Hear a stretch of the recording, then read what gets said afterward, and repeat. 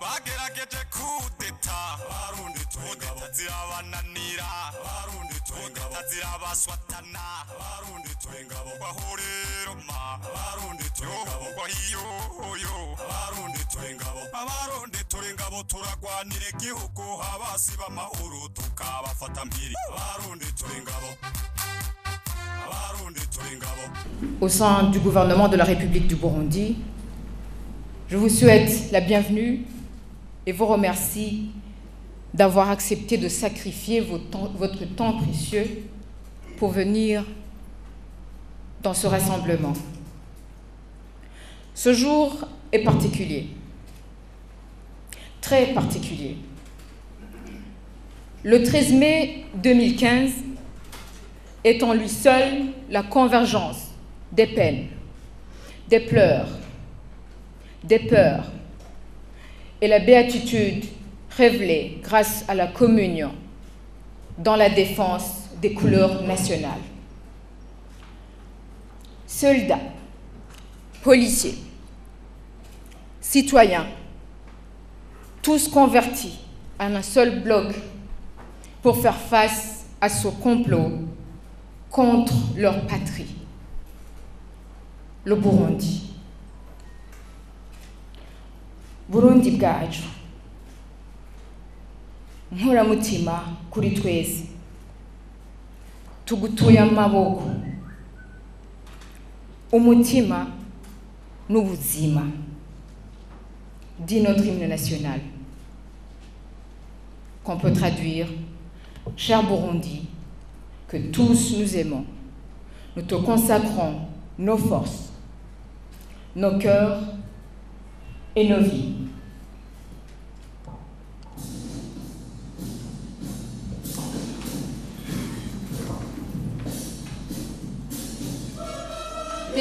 Bwacu Burundi buhire shinga icumu mu mashinga gabintare y'ubugabo kuringo wafunywe ntiwafuye warahabishijwe ntiwahababuka hagurukana ubugabo burikukira komerwa amashi n'amakungu habwa impundu n'abawe isamirane mu mashinga Burundi bwacu ntakijya basokuru uramutse nawe n'ibihugu ufatanije ishaka n'ubuhizi vuza impundu wigazuye wakuganza Burundi bwacu mpora mutima kuri twese tugutuye amaboko umutima n'ubuzima Imana yaguduhaye kudutungire mpora n'ubumwe n'abagabo n'itekane sagwa n'ukwezi sagwa n'amahoro meza.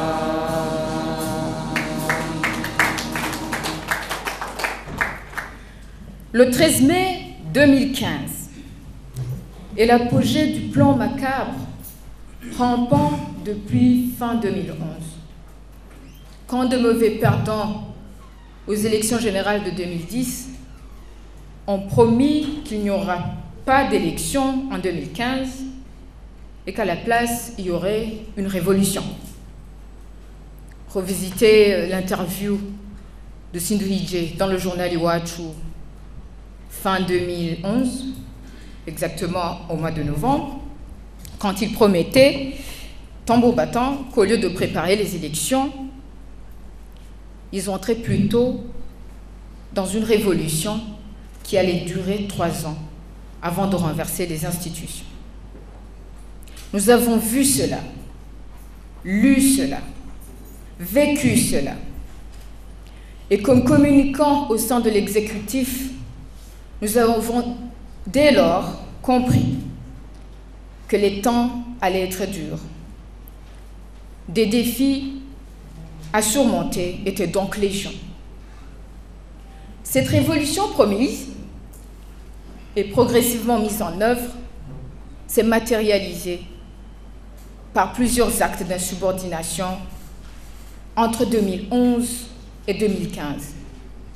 Des attaques armées, des tueries ignobles, comme celle de septembre 2011 à Gatumba, et la guerre de Cibitoke, fin décembre 2014, et une insurrection camouflée, je dis bien camouflée, en manifestation pacifique en 2015, alors que tous ces actes ne visaient qu'un seul et unique objectif: le renversement des institutions démocratiquement élues au profit de je ne sais quel intérêt géopolitique. Le 13 mai 2015, nous avons vécu des heures cauchemardesques et avons expérimenté à la fois l'incertitude et la cohésion déterminante au sein de notre grande muette. Dieu merci, la cohésion l'a remportée, même si la trahison de quelques brebis galeuses mettant en œuvre un agenda extérieur a malheureusement emporté la vie de nos concitoyens, de nos braves soldats, de nos vaillants policiers, d'innocentes victimes sacrifiées, toutes sous l'autel de la traîtrise. Aujourd'hui donc, nous pleurons tous ces morts, militaires comme civils, qui nous ont été soudainement enlevés et qui ont laissé un vide qui ne sera jamais comblé et des blessures qui ne cicatriseront jamais. Jamais. Jamais. Je vous invite à vous lever pour une minute de silence en mémoire de ces illustres disparus qui, par ailleurs, en sacrifiant leur vie, ont sauvé la nôtre. Je vous remercie.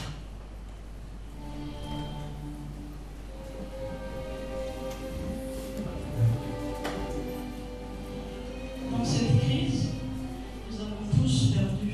Un voisin, une cousine, une mère, un fils, une sœur ou un mari, un collègue. Aujourd'hui, nous voulons rendre hommage aux nôtres, leur faire une promesse, que la paix prévaudra toujours au Burundi. Le Burundi ne les oubliera jamais. En leur mémoire, chers compatriotes et distingués invités, nous allons allumer nos bougies. Que la lumière qui était leur vie ne s'éteigne jamais. Le Burundi ne les oubliera jamais.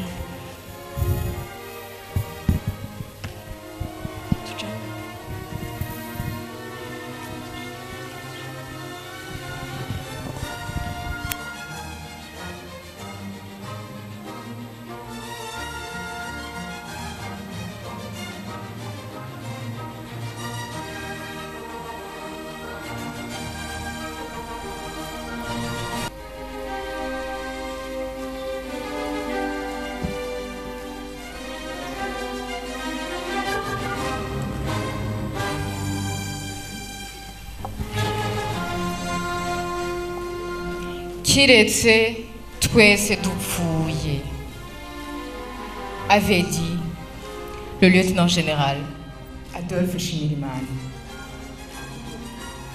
Courageusement au front, loyal jusqu'à sa mort, il a mis en déroute les putschistes, a payé pour sa détermination à défendre les couleurs nationales. Pourtant, il savait ce qu'il attendait. La chasse contre tous ceux qui ont mis en échec les putschistes et insurgés s'est poursuivie. D'autres, civils et militaires, ont payé le prix de la loyauté. Les plus emblématiques étant le général de brigade Kalaluza Athanase et sa famille, le lieutenant-colonel Darius Ikurakure et d'autres. Et pour diviser les forces de défense et de sécurité sur des bases ethniques, des opérations d'assassinat de certaines figures, comme le colonel Jean-Louis Komagou et d'autres, ont été menées, mais la population est restée sereine. Les policiers et les soldats ont compris le jeu et ont préféré rester soudés. L'insurrection a porté un nom de code, un hashtag, Sindhumoja. Seuls les habitués pouvaient comprendre. Avant le putsch du 13 mai, les Sindhumoja ont essayé d'installer une insurrection armée, en balkanisant certains quartiers et en tentant de faire échouer le processus électoral, au fin d'installer un vide constitutionnel. Nous y avons fait face, avec le peu de moyens à notre disposition, et ils ont lamentablement échoué, même s'ils avaient apparemment un soutien indéfectible de certains individus, à l'Union européenne, à l'Union africaine, au Rwanda et ailleurs, dans certaines organisations non gouvernementales étrangères. Après le putsch, les Sindhumoja ont essayé d'installer une guérilla urbaine, s'attirer de Musaga, de Ngagara, de Nyakabiga, de Djabé, de Mutakura. Et au quotidien, des cadavres se retrouvaient dans la rue et saturaient les réseaux sociaux, qui, des fois, pour amplifier le sophisme, empruntaient même des images horribles de cadavres mutilés, tirés de différentes guerres absurdes et cruelles ailleurs en Afrique. Tout cela consistait à saboter l'action gouvernementale, manipuler l'opinion, obtenir de l'Union africaine, des Nations unies ou de la Commission des droits de l'homme de l'ONU des condamnations contre le gouvernement du Burundi. Et le cas échéant, un déploiement d'une force internationale afin de pouvoir concrétiser le renversement des institutions.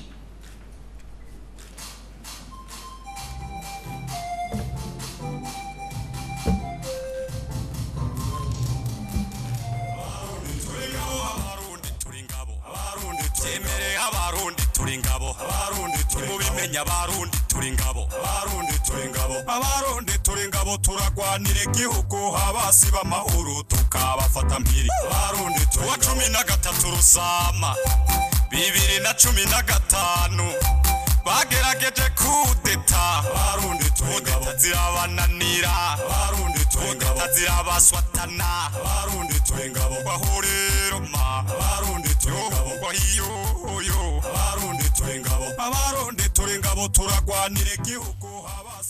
L'équipe de communication gouvernementale s'est battue avec plus fort qu'elle, mise à rude épreuve, contre un véritable fleuve de violences physiques et verbales, mais elle a été à la hauteur. Elle a été à la hauteur de la situation. Un génocide au Burundi? Les tenants de cette thèse ont été mis à découvert et vaincus. Seule la presse belge, comme la RTBF, continue à s'y donner à cœur joie et n'avoue pas encore vaincu, essayant par tous les moyens de ramener cette rhétorique mensongère. Je vous remercie.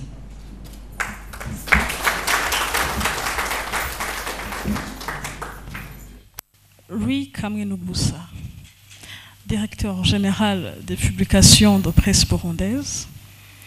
Le jour du putsch, il était encore porte-parole adjoint du président de la République du Burundi. Il a été coordonnateur et membre fondateur de la RPA. Il deviendra directeur de la radio Rema FM. Le jour du putsch, C'est un communicateur aguerri qu'il a pu faire face à un putsch, à une tentative de putsch qui a voulu faire de la communication un autre terrain de bataille. Il a tenu bon.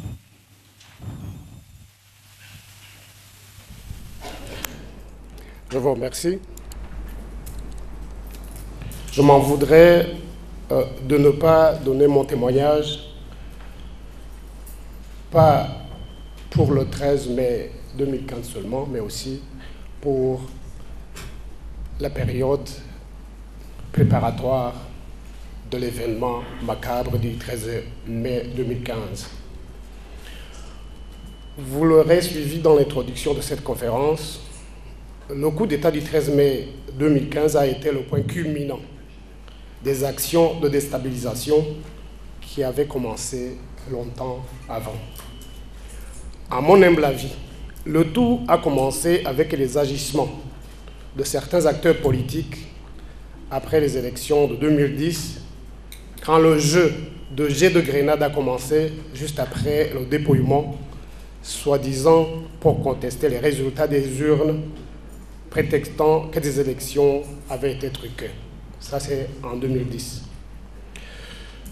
D'autres actions néfastes ont suivi, soutenues malheureusement par ceux que l'on appelle donneurs de fonds, qui par après se sont transformés plutôt, c'est toujours notre humble avis, en donneurs de leçons.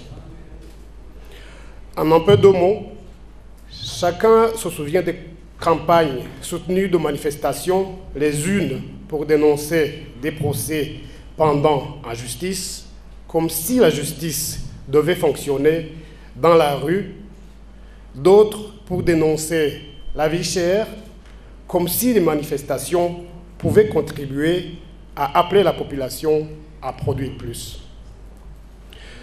Tout le monde se souvient de la campagne de la dénommée Ni la Gauchale, de la fameuse organisation Human Rights Watch, qui ne visait que la déstabilisation des institutions et sensibiliser la population à dénigrer ses propres élus.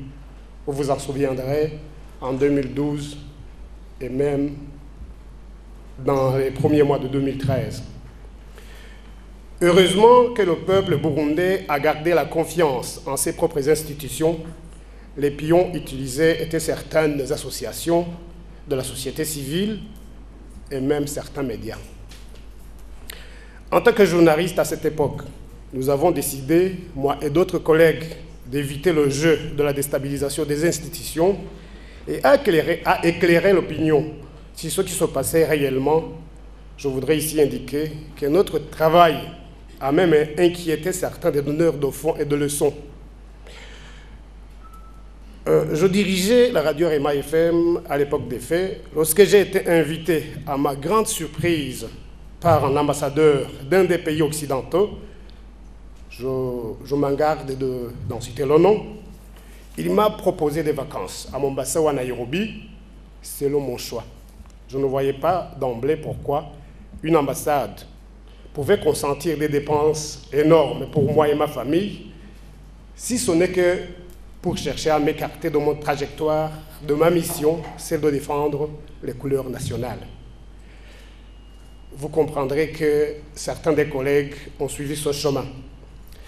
J'ai immédiatement compris comment certaines personnes se retrouvent piégées et manipulées, finissent par trahir la dignité nationale. Cette situation d'acte de déstabilisation a continué avec les mêmes acteurs politiques de la société civile et des médias jusqu'à l'annonce du candidat du CNDD-FDD. Ici aussi, vous avez compris dans le mot introductif ce qu'on en a dit. J'arrive, ça c'est le jour fatidique du 13 mai 2013, j'étais déjà le porte-parole adjoint du président de la République.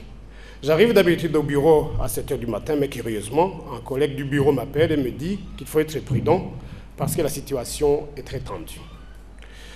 Comme communicateur et journaliste, je me suis rabattu à mon carnet d'adresses téléphoniques pour glaner ici et là des informations que j'ai continué la route pour aller au bureau, mais Je n'ai pas continué la route plutôt pour aller au bureau, mais je suis allé en ville pour faire un tour. J'ai remarqué à cette heure-là qu'il n'y avait aucun mouvement inquiétant. Je croyais que c'était les insurrections de chaque jour qui allaient avoir lieu dans les quartiers contestataires. J'ai pris alors l'option de contacter le directeur général de la RTNB, en tant qu'ami et ancien collègue, qui continuait à me dire que la situation était normale. Ce n'est que vers 10 heures que je décide d'appeler un des membres des forces de l'ordre qui m'a dit très clairement que certains de ses collègues basana bariko baratumurongo mu kurondera gushigikira abagumutsi. En français, certains de mes collègues, c'est l'officier qui me le dit, ont perdu la boussole, ils sont en train de chercher à soutenir les insurgés et renverser les institutions. Les échanges, j'ai eu des échanges avec mes collègues. J'ai tenu à informer certains de mes collègues de ce fait, qui étaient encore au bureau, dont Willy Nyamitwe, qui est présent là devant vous. Et les échanges ont continué entre moi et le directeur général de la RTNB. Et je vous dis que toutes les 5 minutes, on se donnait des informations pour chercher à informer la population. J'avais eu de la chance d'être en contact avec un loyaliste qui était avec les mutins par SMS. Il me parlait à chaque fois de ce qui se passait et je passais mon tour l'information à mes amis communicateurs et journalistes pour voir comment contourner ensemble cette catastrophe sécuritaire qui était en train de s'abattre sur le Burundi pendant l'absence du chef de l'État. Willy Nyamitwe a décidé alors, selon les informations que l'on avait déjà eues, de s'exprimer à la radio-télévision REMA pour parler de l'échec du putsch, ce qui a d'ailleurs énervé les putschistes qui ont décidé d'aller brûler la radio REMA FM. Alors là, c'était quand même très grave parce que les putschistes respectaient les ordres de certains responsables des médias. C'est le directeur de la radio Bonesh, Patrick Ndouiman, qui a envoyé un SMS à un des responsables des mutins, le général Cyril Ndayirukiye, pour lui signifier que la radio-télévision REMA est en train de faire échouer le coup d'État. C'est alors que le général Nyungeko Juvenal, alias Kiroro, a décidé d'y aller avec d'autres mutins pour attaquer les locaux de son médium et brûler tout ce qui s'y trouvait. Les journalistes et tout le personnel sont parvenus quand même à s'enfuir. Dans l'entretemps, j'étais aussi en communication avec mes collègues qui étaient à Dar es Salaam en mission précurseur en marge du sommet de Dar es Salaam, dont Madame Nancy Ninete Motoni et Jean-Claude Karigwa, qui sont respectivement porte-parole du premier vice-président de la République, et Jean-Claude Karigwa, qui est aujourd'hui porte-parole adjoint du président de la République, qui me demandait la situation qui prévalait. J'essayais de les tranquilliser, bien que, malgré que moi-même, je n'étais pas du tout tranquille, alors pas du tout. À Dar es Salaam, j'ai aussi parlé avec des amis qui m'ont appelé pour me demander la situation, dont Jibel Bekon Jangwa, qui était là. Et lui, il me donne une information telle que certains politiciens qui n'étaient même pas invités au sommet étaient déjà au courant du coup d'État et qu'ils trinquaient le champagne pour la réussite du coup d'État. Bon, dans toutes ces informations qu'on se donnait mutuellement, il y avait déjà qui étaient à l'intérieur du pays, même des responsables politiques avec qui on a échangé des informations malheureusement. Toutes les informations que je livrais pour leur donner la situation telle qu'elle était à Bujumbura, certains l'ont interprétée. L'un d'eux a informé les autres que j'étais en train de coordonner le coup d'État.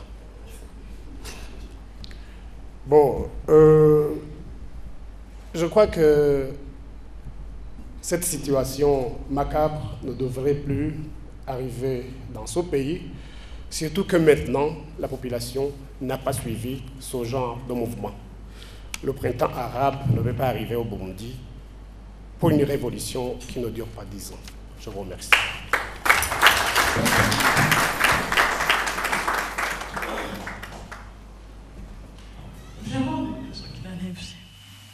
Il est directeur général de la RTNP.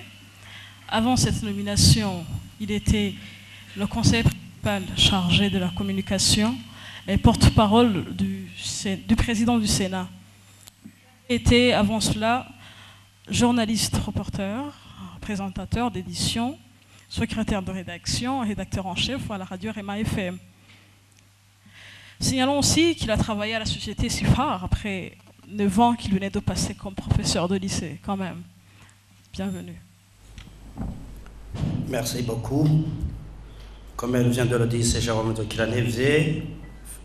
Acceptez que je ne parle pas de la période qui a précédé les 2 journées de triste mémoire des 13 et 14 mai 2015. Je veux directement vous parler de ce que j'ai vécu dans ces 2 tristes journées. Je suis au bureau, à 12h30, c'est le moment de suivre le journal en Kirundi à la RTNB, et tout d'un coup, un citoyen m'appelle, il me dit « Monsieur le directeur général, la RPA, Ibonesha et Isanganiro sont en train de mettre à l'intérieur du pays, alors qu'on avait pris la décision le 26 avril d'arrêter le signal de ces 3 radios, puisque hébergées sur nos infrastructures, parce qu'elles participaient effectivement à mettre le pays à feu et à sang. Directement, je prends mon téléphone de bureau, j'appelle Manga pour demander ce qui se passe. Le technicien qui s'y trouve me dit, il nous voit, m'a appelé, un kidam, peut-être un militaire, un policier, pour me dire qu'il y a eu coup d'État et que le pouvoir qui avait ordonné la suspension de ces émissions à l'intérieur n'est plus. Or, celui qui avait pris la décision, c'était le directeur général de la RTNB que j'étais et que je suis encore. Alors, j'ai rétorqué à la personne au bout du fil, « Est-ce que vous reconnaissez ma voix ?» Il a dit oui. « Est-ce que vous avez vu que le numéro avec lequel je vous téléphone, c'est le numéro fixe du bureau du directeur général ?» Il a dit oui. Alors, je ordonne de recouper encore une fois ces connexions. Chose faite. À ce moment-là, il y a eu beaucoup de menaces. Des voix qui me téléphonaient avec des numéros cachés pour me dire qu'ils allaient en finir avec ma vie si je ne rétablissais pas la connexion. J'ai résisté et j'ai dit que, au péril de ma vie, je ne peux pas accepter de remettre la connexion, d'autant plus que je sentais qu'ils étaient en train de détruire le pays, qu'ils étaient en train de détruire le peuple burundais. Et quand alors j'ai tourné pour entendre ces radios qui venaient de rouvrir, c'est là où j'ai entendu par surprise le général-major Godefroy Nyombare, accompagné du général-major Cyril Ndaïroukiye et du commissaire de police Zeno Ndabaneze. Celui-là, c'était un ami d'enfance à moi. Nous avons été au même banc de l'école depuis la 7e jusqu'à la fin des humanités, en train d'annoncer sur les ondes de ces 3 radios, RPA, Isanganiro et Bonesha, également sur Renaissance FM, qu'il venait de renverser les institutions démocratiquement élues. Alors, comme certains des directeurs de département de la RTNB n'étaient pas à Bujumbura, la plupart étaient en train de battre campagne avec leurs partis politiques à l'intérieur du pays, je me suis rabattu sur le seul directeur de la radio nationale qui était avec moi pour arrêter des stratégies de résistance. C'est ainsi que je lui ai proposé d'aller prendre un repas de midi. Et vous vous posez la question de savoir où. Puisque tous les commerces de Bujumbura, dans la ville de Bujumbura, étaient fermés, avec l'annonce de ce putsch, tout le monde avait pris peur et ils avaient fermé leurs boutiques. Nous sommes descendus vers Chanik, route Gatumba. Nous sommes allés dans un bistrot et imaginez-vous quel genre de mets nous avons pris là-bas. Au retour, 30 minutes après, nous croisons le général Juvenal, alias Kiroho, et le commissaire de police Ndabaneze, qui se rendaient soit vers l'aéroport, soit vers la route Gatumba. Comme c'était des amis à moi, j'ai levé ma petite main pour les saluer, et ils m'ont répondu. Je croyais qu'ils étaient avec nous et les loyalistes. Et pourtant, Un se rendait à l'aéroport pour prendre d'assaut l'aéroport de Bujumbura et l'autre se rendait à Kajaga pour incendier la radio Rema FM. Quand moi je suis arrivé à la RTNB, j'y ai trouvé une foule immense de manifestants qui venaient de la RPA, qui venaient prendre d'assaut la RTNB. Et curieusement, au sein des manifestants, le général Cyril Ndaïroukié avec sa garde. Il y avait aussi le tumultueux Pacifique Nina Hazwe et un autre blanc que je ne connaissais pas. Quand je fus à l'entrée de la RTNB, la foule scandait avec fureur Jérôme Moumenja du Hiradio Yachu, ce qui se traduit littéralement Jérôme le traître, donne-nous notre radio. Je leur opposais un silence de mort. Quelques minutes après, une foule de journalistes burundais et étrangers, dont ceux de RFI comme la fameuse Sonia Rollet, de France 24, Reuters, BBC, etc., déferlaient sur moi, m'assaillant de questions de genre. Où est le général Ndaïroukié? Est-ce qu'il a déjà lu le communiqué du putsch? À toutes ces questions, évidemment, je ne pouvais pas répondre.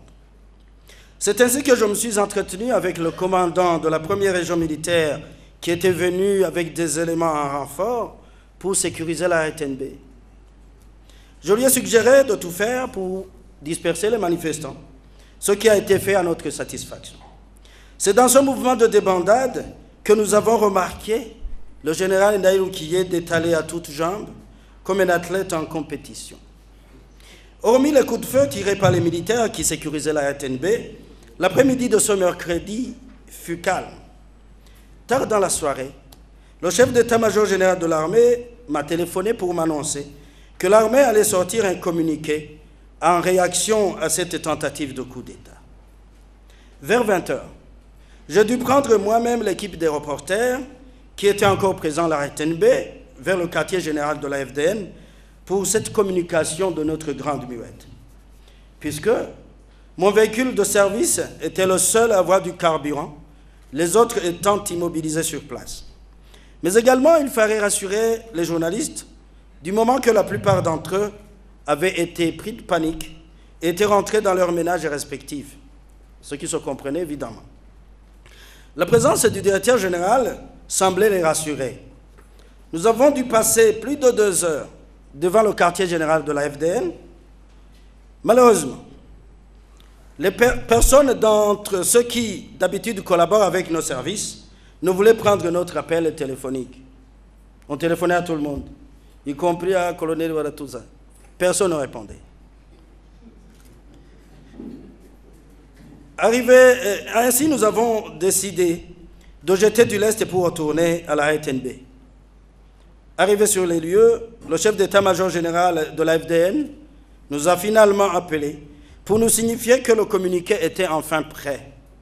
Nous avons appris plus tard que le retard accusé dans la rédaction de ce fameux communiqué avait été dû au ministre de la Défense d'alors, le général Gachiboué, qui voulait embarquer le reste du haut commandement de la Grande Muette dans cette entreprise macabre. Heureusement pour le peuple burundais, nos vaillants officiers lui ont opposé un non catégorique.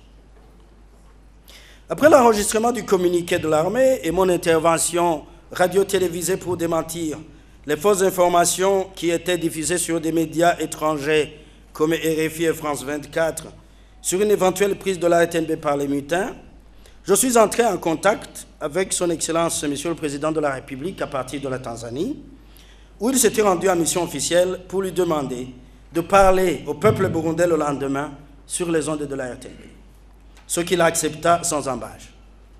Je profite de cette occasion pour remercier vivement mes anciens collègues et confrères, Nancy Ninete Mutoni et Gervais Bayeho, qui étaient aux côtés du président en République de Tanzanie dans ce déplacement, ainsi que de messieurs Anatole Manirakiza, Willy Nyamitre et Louis Kamwenoussa, qui étaient respectivement chefs de cabinet civil du président, conseiller principal en communication et porte-parole adjoint de son Excellence Monsieur le Président de la République, pour toute la collaboration qu'ils ont eue avec moi, pour la réussite de notre mission de défendre la République, qui était menacée par ces Burundais, qui, à mon avis, étaient à la sorte des forces du mal. Un grand remerciement également aux officiers et généraux de la FDN et de la PNB qui ont collaboré avec nous lors de ces moments durs. Je tiens à vous signifier que je disais à tous ceux qui collaboraient avec moi dans cette lutte qu'en faisant parler le président de la République sur les ondes de la RTNB, j'étais sûr et certain que les putschistes allaient directement venir attaquer la station. En dépit de cela, nous avons tenu bon et j'ai décidé à faire parler le président de la République. Le lendemain matin, je me rends à la RTNB de bonne heure, vers 6 heures, et j'arrive là. Et quand je téléphone le président de la République, je suis un peu réconforté parce qu'il était taciturne, il était très calme. Je sentais dans sa voix qu'il était prêt à affronter même l'impossible. C'est ainsi donc que nous avons procédé à son enregistrement. Et quand le journal de la mi-journée à 12h30 a commencé, c'est moi qui ai commencé par intervenir pour parler de la situation autour et à l'intérieur de la RTNB. Et quand ce fut le tour du message du président, on a entendu une terrible déflagration. C'était le premier blindé qui avait été volé par les putschistes, qui venait de tomber sous les tirs des soldats loyalistes. C'était sur la route Rumongue, côté ancien building des finances. Et quand, depuis notre bureau, nous avons entendu que les échanges de coups de feu devenaient intenses et perceptibles dans les postes de radio, les récepteurs, j'ai pris la décision d'interrompre momentanément la diffusion sur la radio nationale, ce qui a engendré un mouvement de panique généralisé dans le pays. Mais c'était parce que nous entendions que même la population de l'intérieur allait entendre les coups qui se passaient à la RTNB, et par souci de préserver à cette population un mouvement de fuite vers les autres pays voisins, ce qui allait renforcer l'esprit de ces hors-la-loi, parce que c'est ce qu'ils voulaient au fait, nous avons dû arrêter la retransmission. Alors, les gens ont cru que c'était la RTNB qui venait d'être prise d'assaut. Et rappelez, c'est l'occasion peut-être de corriger ce que j'ai dit ce jour-là, parce que j'ai dit que les techniciens m'avaient conseillé d'arrêter pour protéger les équipements. Ce n'était pas vrai. C'était pour éviter un mouvement de panique généralisé dans le pays, parce que nous sentions que dans les récepteurs, on pouvait capter ce qui se passait à Bujumbura. Ce n'est que donc après la défaite complète des putschistes, 2 heures après, que nous avons rétabli le signal, et ainsi nous avons donné un message pour rassurer le peuple burundais que le pays a encore des fils et des filles qui peuvent défendre la patrie. Je voudrais signifier que dans la seule journée de jeudi, 14 mai, j'ai reçu 1958 appels téléphoniques de gens de toutes les classes sociales qui demandaient qu'est-ce qui se passe réellement à la RTNB. Est-ce que la RTNB est tombée dans les mains des putschistes, etc., etc. Et nous avons tenu bon. Je voudrais enfin vous signifier en passant que le mercredi 13 mai 2016, dans la soirée, plusieurs amis et membres de famille m'avaient conseillé de quitter ma demeure et de me mettre en lieu sûr, et que le lendemain, je devais quitter la ville pour attendre comme les autres la suite des événements. Ce que j'ai refusé, puisque j'étais prêt à sacrifier ma vie pour le bien de mon pays. Et je dirais en conclusion comme les autres, Tchara Tuvunye, Tuzokiwanira, Gushika Kouanyuma, je vous remercie.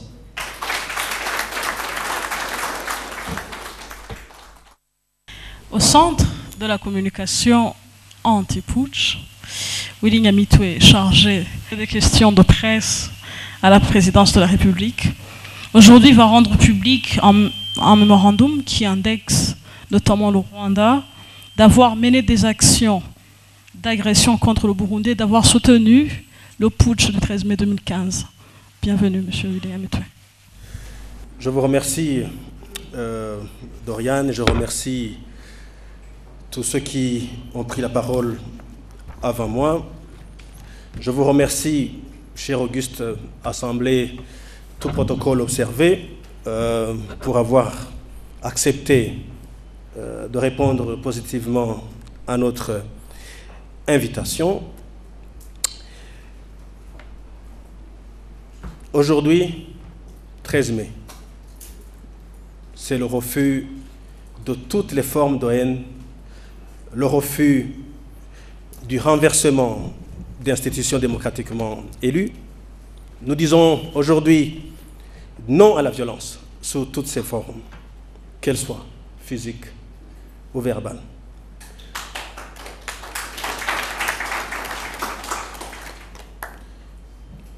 Le Burundi a connu des périodes sombres dans son histoire, depuis l'indépendance, à cause surtout de la négation de la démocratie et de la volonté du peuple qu'on rejette dans la poubelle.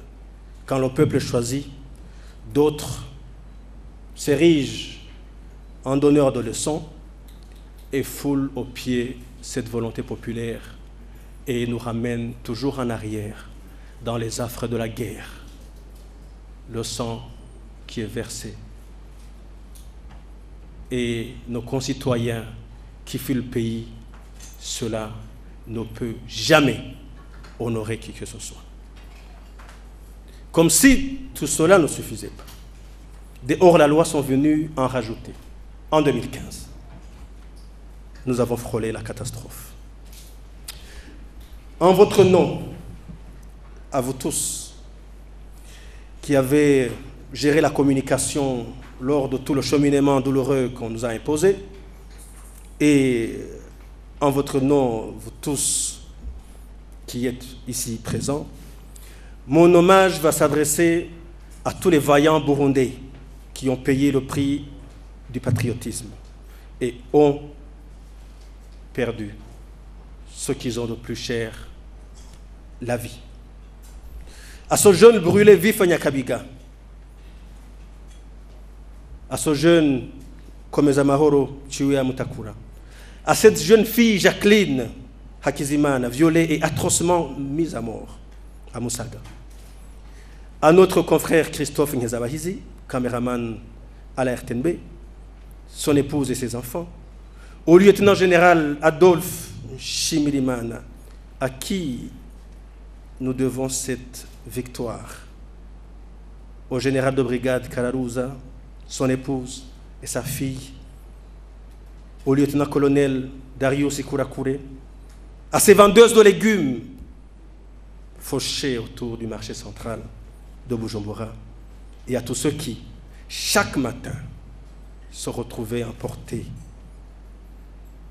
par cette barbarie humaine et leurs cadavres jetés dans les différentes rues de Bujumbura.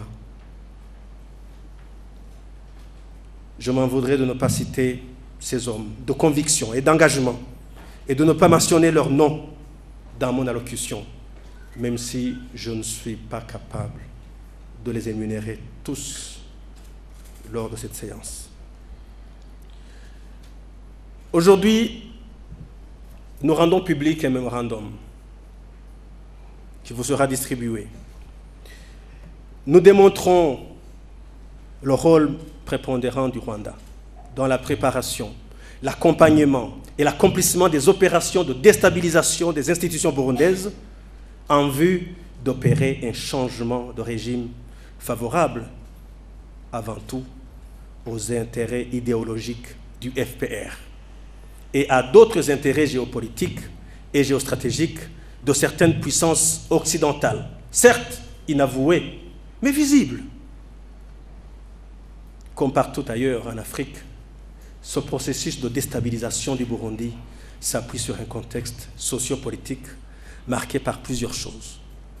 Les frustrations de la jeunesse urbaine, fortement touchée par le manque d'emploi et malléable aux manipulations politiciennes.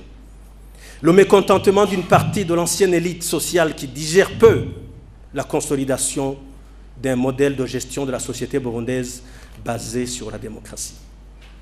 La mise à nu des responsabilités individuelles lors des différentes tragédies qui ont endeuillé le Burundi à travers la Commission Vérité et Réconciliation et la Commission nationale Terre et autres biens, instruments qui interfèrent directement sur des intérêts vitaux de certains individus qui ont géré la chose publique depuis les années des indépendances, en passant par l'épuration ethnique en 1965, 69, le génocide Hutu de 1972 et la spoliation des citoyens forcés à l'exil. Ce mémorandum entend démontrer comment le principe de neutralité auquel adhère fortement le Burundi a été utilisé par le leadership militaire du Rwanda voisin pour planifier la mise à mort du modèle consensuel burundais issu des accords d'Arusha signés en 2000 et de l'accord de cessez-le-feu global de 2003 qui ont défini une feuille de route dans le partage du pouvoir entre les composantes ethniques au Burundi, Hutu, Tutsi et Twa-Copté, dans l'administration politique et les forces de défense et de sécurité. Nous ne voudrions pas faire office d'historien.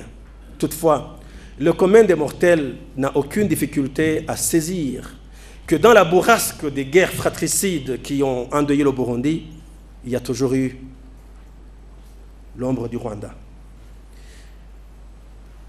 Nous revisitons, dans ce document toujours, les événements de novembre 1959 au Rwanda.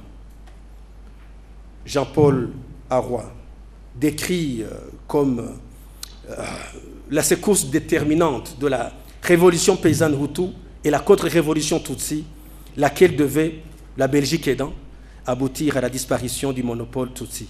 Cette collision meurtrière entre Hutu et Tutsi au Rwanda fit plusieurs morts et des dizaines de milliers de réfugiés qui s'éparpillèrent dans la région, au Burundi, y compris. Plusieurs immigrés rwandais, Tutsi, s'établirent donc dans certaines régions du Burundi. En mairie de Bujumbura, ils étaient dans certains quartiers comme Ngagara, Mutakura, Nyakabiga, Musaga, et j'en passe. Cela expliquerait, c'est au conditionnel, pourquoi l'insurrection atteignit des sommets de violence clairement inimaginables de nos jours et dans notre pays.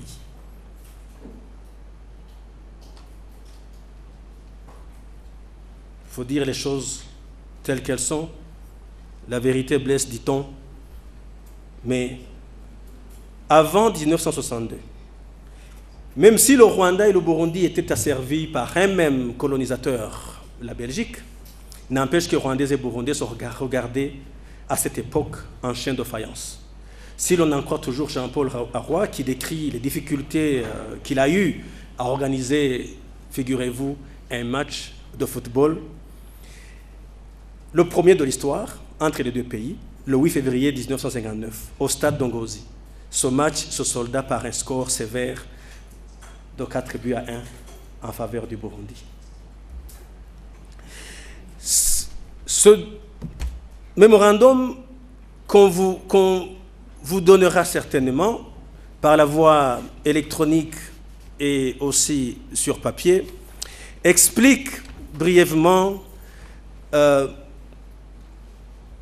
que le troisième mandat n'était qu'un prétexte, que la crise burundaise que nous avons traversée était plus, ou contenait en son sein plus des facteurs exogènes que des facteurs endogènes. Et les formes de l'agression rwandaise y sont clairement explicitées. À la page 13, il y a une forme militaire, recruter des réfugiés, les former, les armer et les renvoyer ou les déverser sur le territoire burundais.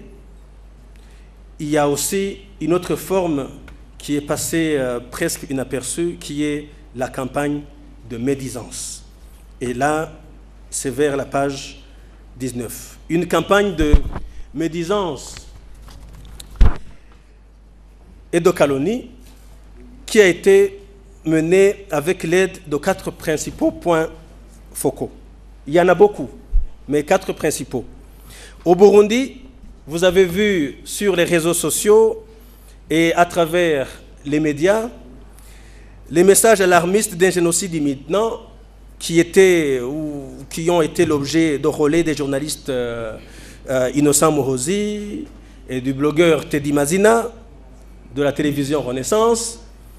Au Rwanda voisin, si vous avez été attentif, vous avez vu un certain Albert Ludatsimbugwa qui était le seul à interviewer les frondeurs du CNDD-FDD. J'avais produit un document où j'avais explicité que Albert Ludatsimbugwa, les seules interviews qu'il a pu avoir dans tout son passé comme journaliste, c'était les frondeurs du CNDD-FDD, y compris quelques putschistes, et les rebelles du M23. Ce journaliste et musicien est devenu célèbre sur le dossier Burundi. En France, ce réseau de communication s'appuyait principalement sur l'écrivain David Gakunzi, président de l'organisation Paris Global Forum et parrain de la télévision Renaissance d'Innocent Muhozi. En Belgique, le relais de communication était assuré par Maître Bernard Menguin, et qui compte parmi ses clients le parti MSD, la radio publique africaine, le président Paul Kagame, le FPR, etc. À la page 20, nous mettons en évidence ces connivences. Mais il importe de retracer certaines affinités. David Gakunzi de Paris est le grand frère de Innocent Muhozi de Bujumbura. Innocent Muhozi, qui est l'oncle de Teddy Mazina. Et Albert Ludatsimbugwa, qui est le cousin de Innocent Muhozi et Albert Ludatsimbugwa, dont l'un des parents est rwandais. Alors, nous comprenons Albert Ludatsimbugwa qui dirige la radio Contact FM qui appartient au FPR. C'est ce qu'il y avait à démontrer.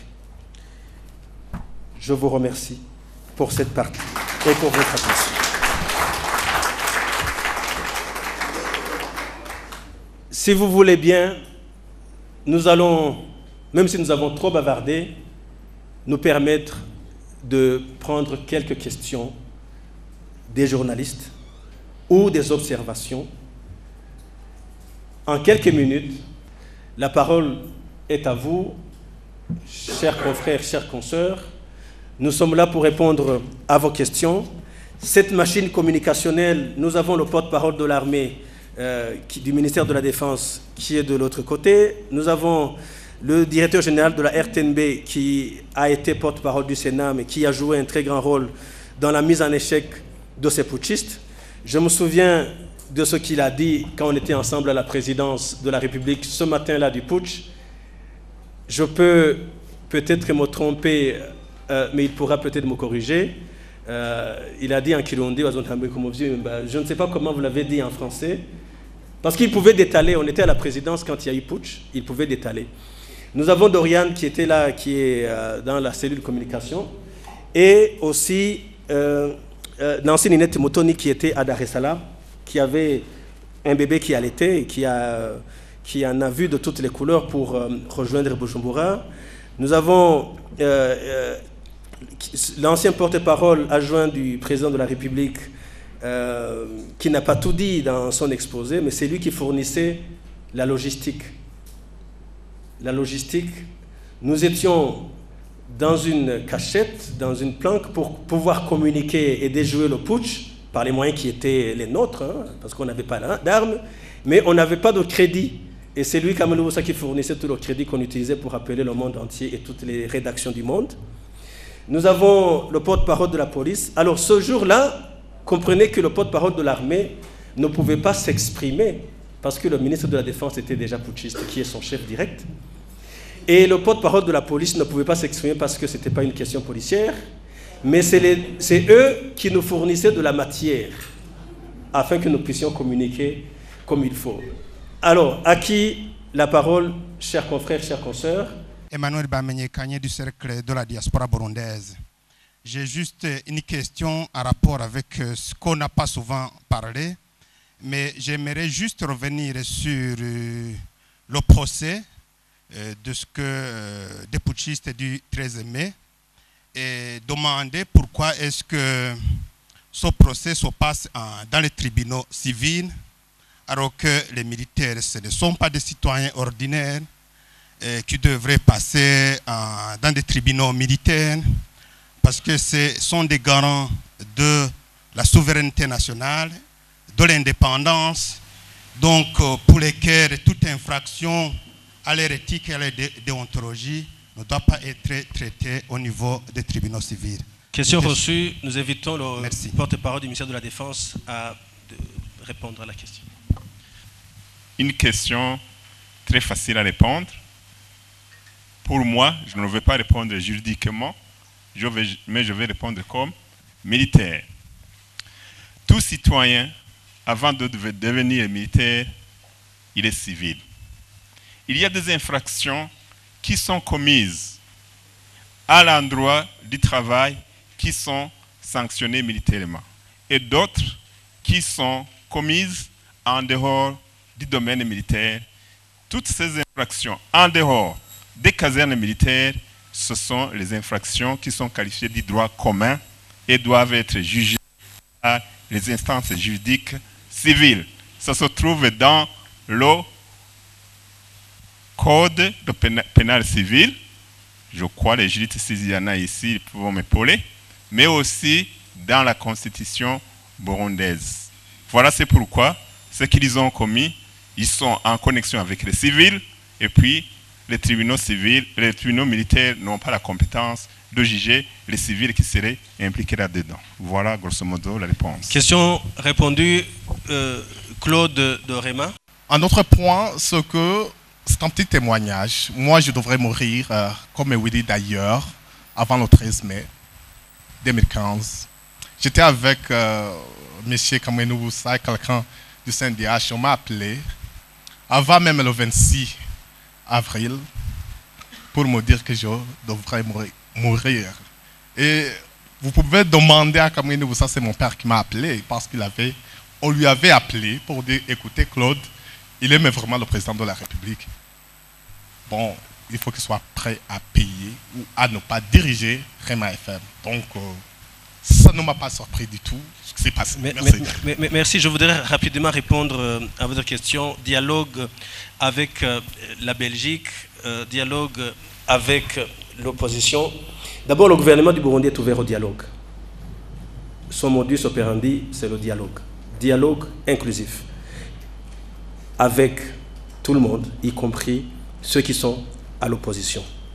À la seule exception que les putschistes et d'autres malfaiteurs, leur place n'est pas sur la table de dialogue. Leur place, c'est la justice, c'est la prison ou autre jugement conforme à la loi. Et la Belgique, je comprends la question, vous auriez pu dire, vous accuser sans la nommer la Belgique.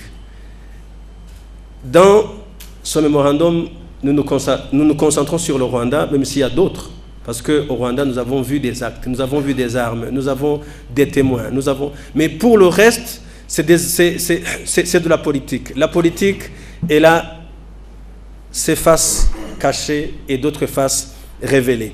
Mais les questions que les gens pourraient se poser et que les historiens se poseront plus tard et que nous continuons à nous poser, mais qui devront trouver des réponses dans un passé, dans un présent récent ou dans un présent, dans un avenir proche ou lointain.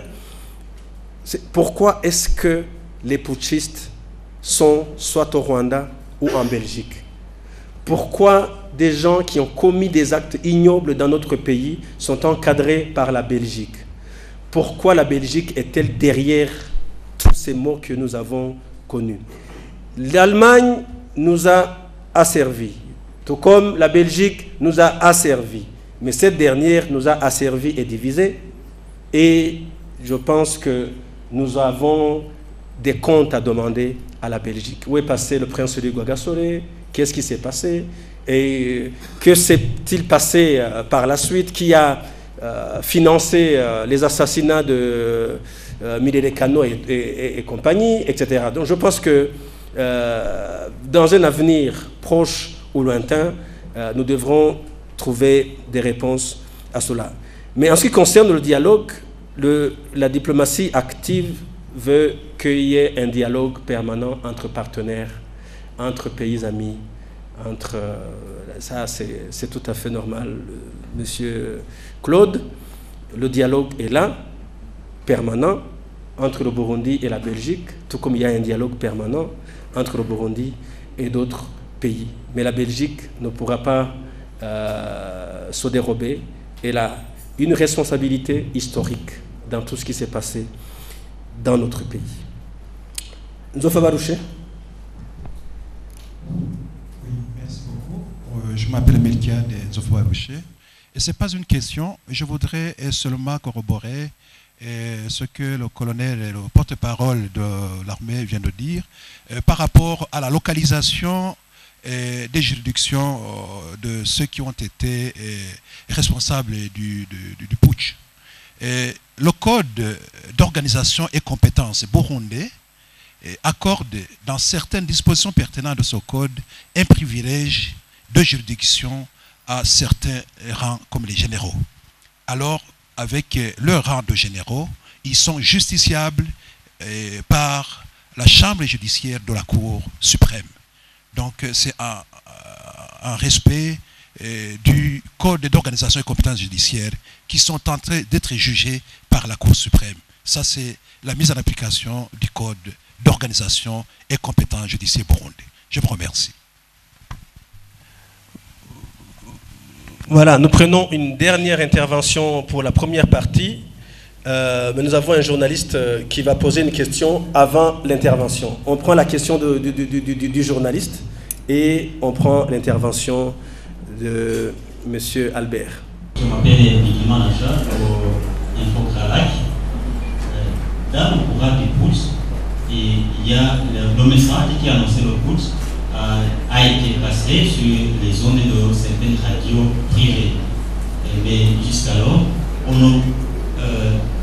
j'aimerais savoir comment vous avez qualifié la responsabilité d'abord des radios comme personnes morales et la responsabilité des responsables de ces radios comme personnes physiques et partant savoir l'état d'avancement en matière pénale.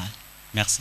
Je ne suis pas de la justice et je ne répondrai pas à la question en lieu et place de la justice, mais je ferai peut-être un petit commentaire sur le comportement des médias durant cette période. Il y a M. Kamonoussa qui a parlé d'un SMS qui il a été envoyé par un directeur de la radio Bonécha FM à l'un des putschistes, le numéro 2, le général Cyril, et il lui demandait d'aller éteindre la radio. Je ne dis pas cela au conditionnel parce que ça a été confirmé lors d'une émission débat à la BBC. Le concerné a reconnu avoir envoyé ce texto. La seule différence que M. Patrick Ndouimana disait, j'ai envoyé le texto, oui, mais j'ai demandé aux putschistes d'aller éteindre la REMA. Je ne leur ai pas demandé d'aller brûler REMA. Alors quand vous demandez à un putschiste d'aller éteindre une radio, comprenez les moyens qui sont à sa disposition. Ce n'est pas un stylo, ce n'est pas du papier.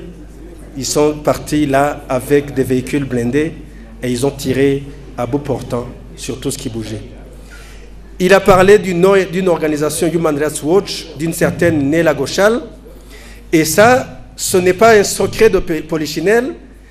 Il y a des correspondances, des emails qui ont été attrapés et des SMS de Néla Gochal et qu'elle a envoyé à certaines personnes de l'opposition. Un mail qu'elle a envoyé au porte-parole du FNL, par exemple, de Agathon Gwassa, qu'on appelle comment Maguera Aimé. Il disait, je suis allé aux États-Unis, j'ai été au département d'État, on a discuté, le rapport qui sortira, il sera salé contre le pouvoir de Bujumbura, vous verrez.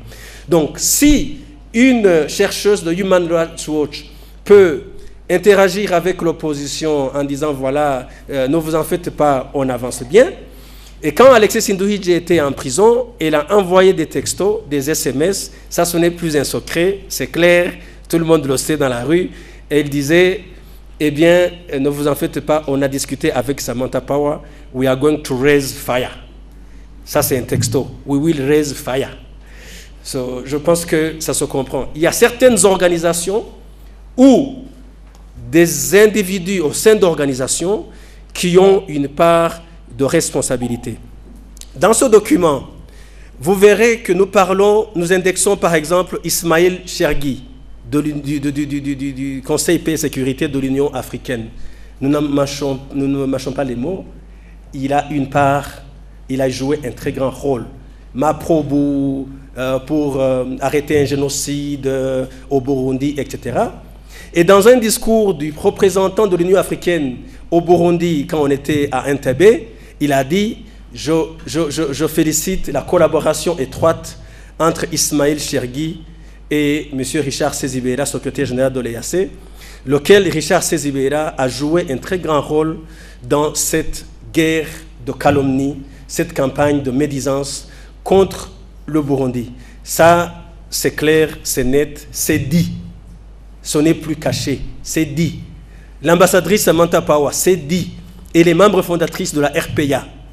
Elle était au Burundi vers 97-98. Elle était journaliste, je pense, au Washington Post. Et s'est liée d'amitié avec Alexis Nduhije du MSD, qui est sous sanction américaine, parce que nous avons crié. Nous avons dit aux Américains, vous continuez à soutenir des gens qui sont dans l'ombre de la violence au Burundi. Il y a un acte notarié. Samantha Power est membre fondatrice de la RPA. Et si vous lisez ses tweets, elle a été très active contre le Burundi, comme si, dans notre jargon, on lui aurait volé une chèvre ou une vache. Mais ce n'est pas au Burundi où il y a eu des mandats. Je pense que des mandats, ce n'est pas seulement au Burundi, mais au Burundi, il y avait autre chose. Ces intérêts personnels au sein de certaines organisations, des individus qui se comportent comme il ne fallait pas.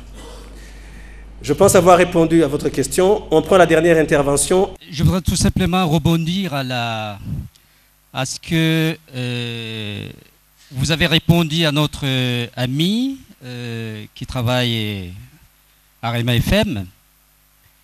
Bien sûr, concernant les problèmes que notre pays, notre chère patrie, est en train de connaître, non seulement à partir du 26 avril 2015, mais à dater ou à rentrer dans la typologie de l'histoire à partir de 1962. Ici, je vais poser la question sur la responsabilité réelle de la Belgique, car si, même au point d'argumentation, au point historique, ça sent et ça se voit très bien la responsabilité de la Belgique au niveau des événements qui se sont déroulés depuis 1962, 1965, 1969, 1972, un événement, un génocide auquel moi j'ai perdu. Je ne viens pas ici pour réclamer quoi que ce soit. Je suis un socialo-démocrate qui est pour le pardon et pour construire l'avenir, pour dire ne plus jamais ça. Pour une petite anecdote, mon grand frère Ngwamaso, Fabien, qui avait fait des études de journalisme à Bruxelles, en Belgique, il y repose sous le manguier de la RTNB. Il a été exécuté en 1972. Est-ce que, ici je vais relier cette typologie historique par rapport à la Belgique et par rapport à notre République concernant la commission Vérité Réconciliation. Messieurs, dames, est-ce que lors du sifflet final, quand la commission Vérité et Réconciliation aura déposé son travail sur la table et que nous qui avions perdu ou ceux qui n'ont pas perdu les leurs, allons discuter sur les problèmes que la Belgique nous a causés et que nos compatriotes, nous-mêmes, nous sommes causés. Je vous remercie. Je vous remercie pour la présentation oubliée. C'est M. Albert Maniratunga. Et pour clore je voudrais glisser un mot. Vous avez le droit de parler de 72. Chacun a le droit de pleurer ses morts. Mais il n'y a pas eu que 72. Avant 72, il y avait eu 61, il y a eu 65, il y a eu 69, 72 et 73, il y a eu 88, il y a eu 93, il y a eu 94, 95, etc. Et il y a eu aussi 2010, après les élections communales, quand ceux qui ont refusé le verdict des urnes ont tué une centaine de gens chaque matin, même modus operandi que 2015, mais c'était dans Bujumbura qu'on appelle communément rural, mais loin des caméras, loin des diplomates, loin de toute oreille, mais les crépitements d'armes, de grenades, les explosions de grenades, c'était au quotidien. Et les cadavres dans les rues de Bujumbura, rural, c'était au quotidien. Mais les gens n'en ont pas parlé, ils n'en ont pas fait écho. Alors il y a eu 91, souvenez-vous de ce qui s'est passé à Gatumba. Il y a eu, fin 91, l'attaque de FRD à Banyagihugu, qui était une rébellion mise en route par Hussein Radjabou. Vous vous rappelez de Pauline Simonet avec le Fronabou Tabara, de Alexis Sinduhije, Général Moïse, etc., mais qui n'a jamais mené une quelconque attaque sur le sol burundais ou qui a été défaite complètement. Rappelez-vous de FNL, Abi Cézerano, machin, avec Nzaba Mpema. Souvenez-vous de tous ces mouvements qui ont été complètement défaits, mais nous avons cheminé de difficulté en difficulté à partir du refus de la démocratie en 2010. Et les gens nous ont promis qu'il n'y aura pas d'élection en 2015. Et nous avons vu cela venir. Souvenez-vous de l'affaire Nyakabeto. Souvenez-vous des manifestations contre les décisions de la CNTB. Souvenez-vous de tout ce qui s'est passé. Mais les gens veulent nous faire avaler que la crise actuelle a commencé en avril 2015. C'est faux. Les armes étaient entrées. Avant, les dés étaient déjà jetés. Ce que nous avons fait, nous avons seulement géré cette situation, mais que nous avons vu progressivement venir. La Belgique a une responsabilité, certes. Il faudra démontrer, il faudra poursuivre la justice, mais ce qui est sûr et certain, ce n'est plus un grand honneur de s'appeler Belge au Burundi. Avant, on demandait aux gens, qui êtes-vous? Ah, je suis Claude Nkurunziza, belge et burundais, j'ai la double nationalité. Donc c'était belgo-burundais, maintenant c'est burundais tout court. Cette fierté de s'appeler belge, je ne pense pas qu'elle reviendra si tôt. Je vous remercie pour votre aimable attention.